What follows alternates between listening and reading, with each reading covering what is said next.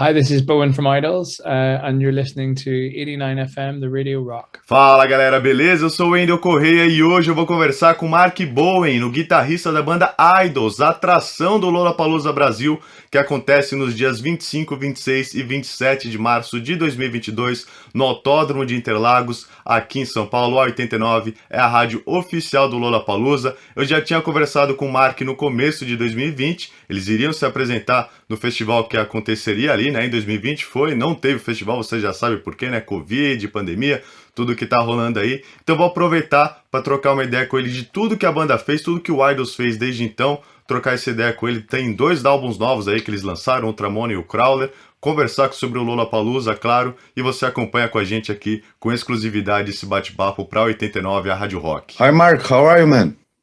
I'm good, how are you? I'm fine, thank you, man.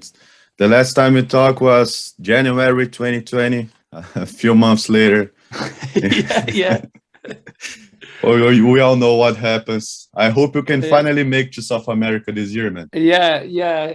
I mean, it's looking more likely every day, so I think it's reasonably likely. What a different position we were in back then, eh? But I'm pretty optimistic this time. Yeah, me too. I hope we are gonna see you live here in Brazil. Yeah, definitely. And you are touring on America and also going to tour in Europe again. And how has been the shows for you after all of this is going on in the world? And how do you get prepared for a show? Yeah, it's been interesting, really.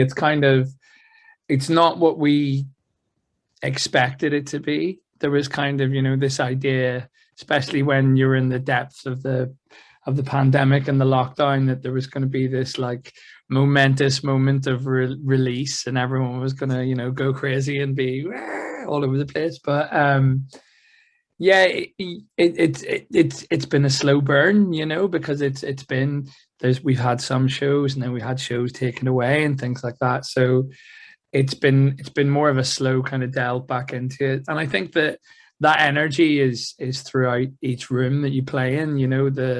The audience are everyone's kind of coming in, and that they're happy to kind of come back in at a different pace, and everyone has to kind of work out what they feel comfortable with and what they're happy the band doing and what they're happy the people around them doing. So there is a bit of an energy of that, particularly at the start of each gig, but then people kind of warm up and they start to forget and they start to lose themselves and become present in the show, which is what live music is all about. So it's getting there. I think like everyone, it's getting there. Yeah, man, that's the best thing of live performance. It's amazing. And when you are going to be playing on Lollapalooza here in Brazil, when you play in a festival, do you enjoy the festival? Do you watch the other shows? Yeah, I mean, it all depends on who's playing and when we're playing. Like normally before we play, I can't really enjoy myself. I kind of have to stay kind of fairly neutral on the excitement level and kind of ramp myself up and prepare for our show. But yeah, if there's this is we're gigging and touring when other bands are touring, so we don't get that much of an opportunity to see people. So it's an opportunity for us to see bands that we love and find new bands and get excited by stuff. So yeah, I'm very much looking forward to it. And again, there's that thing, with the pandemic and stuff like that, you're like, I'm never going to take anything like this for granted again. If I get to see one of my favorite bands and they're playing the same festival as us, then I'm going to be down the front. So I think it's going to be very different this time. Yeah, and you are doing one of the best day of the festival is the last one. Foo Fighters as headliner, Jane's Addiction, Black Pumas, a lot of great band as you guys. Yeah, I'm excited about it. And last time we talked, you were resting. I believe you didn't know what was going down because the whole world was going to be isolated. Yeah. So how was the first days of lockdown for you? Did it change what you were doing at the time? Well, we were on that break, and my life didn't change. I was looking after my daughter while my wife worked. So that's just what happened. It was me and a 1-year-old in a flat in London.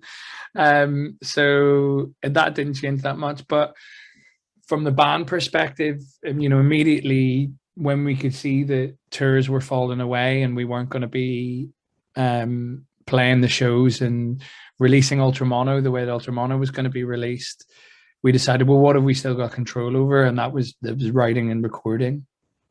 And we made a decision when making Ultramono that we were never going to make anything that was like that ever again.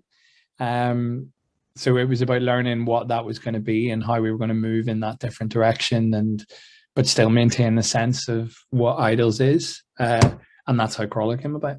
And I remember you talked that the album that became Ultramono, you didn't say the title name for me at the time, but was done in September 2019. Did you change anything on the album during the lockdown?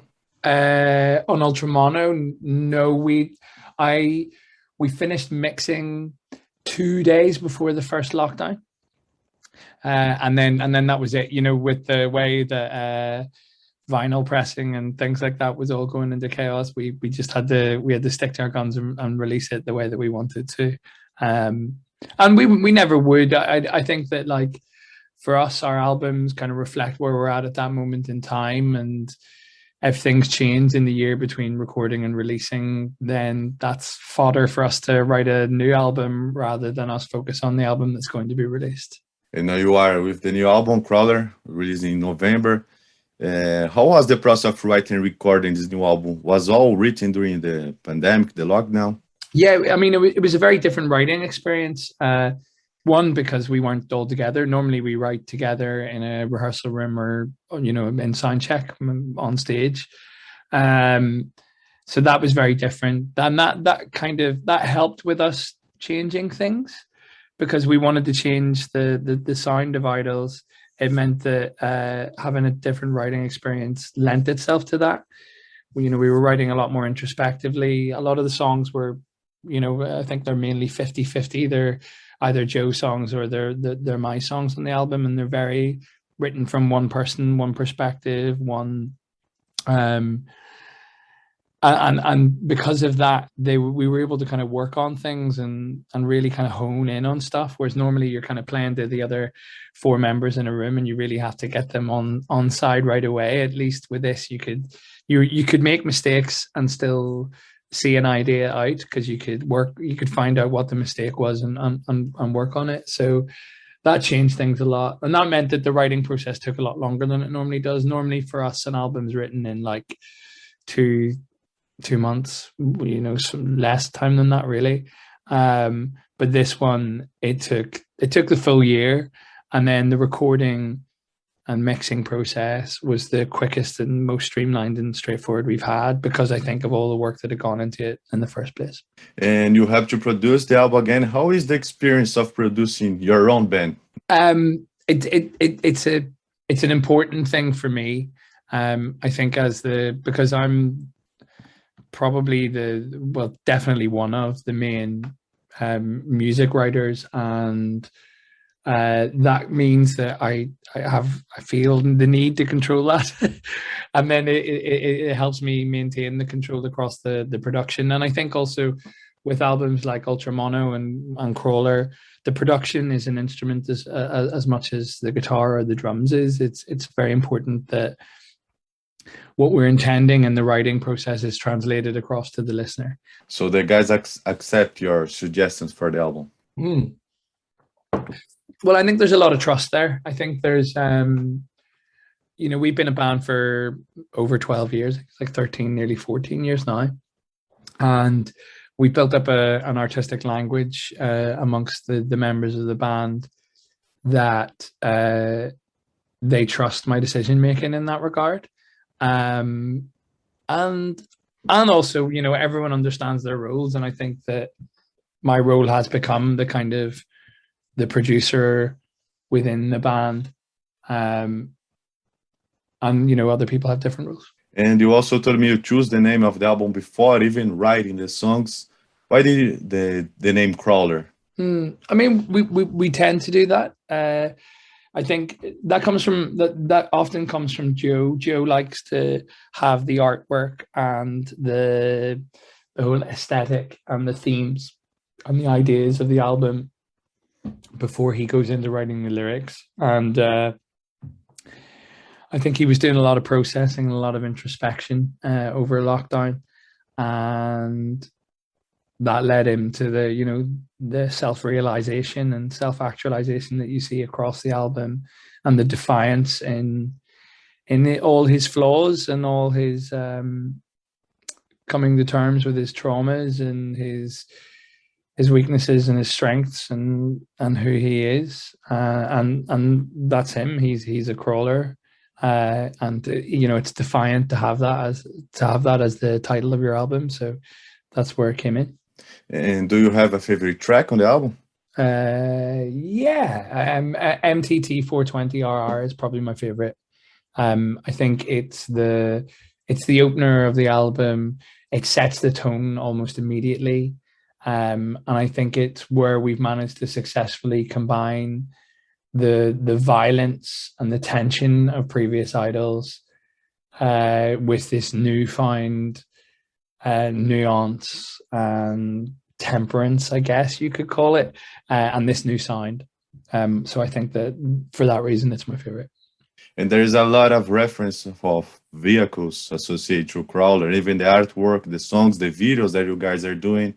What means the idea of all these vehicles? It's interesting, like vehicles often play a big part in us kind of discussing our sound. So like, the idea of a motor and stuff like that kind of comes in, but also